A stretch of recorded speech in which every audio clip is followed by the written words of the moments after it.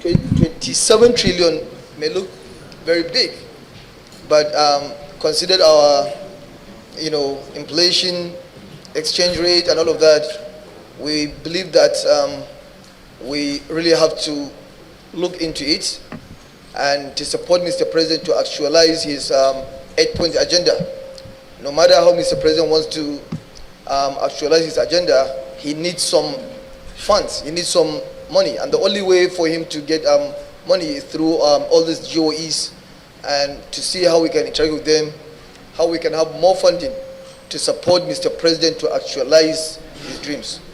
That's the reason why we said, let's call all the GOEs and the Honorable Minister of Finance to see how we can move on, how we can get more revenues to support Mr. President to actualize his dreams for Nigeria. We believe that the budget was perfect, brilliant budget, but of course without funding, it's going to be a serious problem. If you look at the budget, it even indicates that we are looking to equity, we are looking to privatization, even though the estimates for revenue from there are relatively modest. But it's the direction of travel and intention that is important.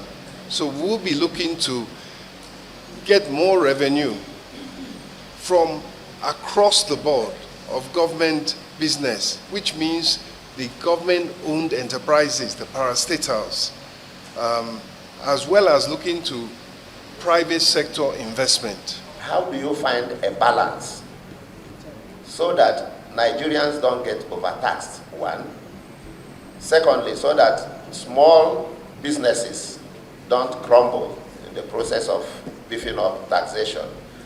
And then, doesn't it also contradict the government's interest in foreign direct investment? Won't that rather scare away foreign investment when they hear that we are raising taxation?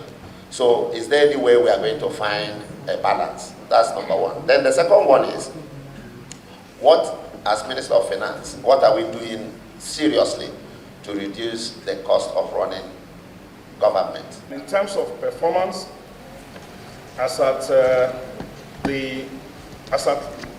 end of November, or should I just say last week, Friday, we have done 2,959,858 million naira. In terms of the percentage of the total that we are targeting for 2023, this amounts to about 81% of our projected revenue. We still have some few days in 2023.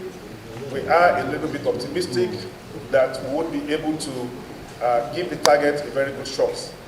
An analysis of our performance in 2023 shows that we had a very, very slow start to the year. And we know that there were a number of factors that were responsible for the slow performance in the year. But things have redoubled a little bit from the second quarter, from the third quarter of the year. And we've moved from an average of about 200 billion per month in the first half of the year to something in the region of 350 billion per month in the second half of the year.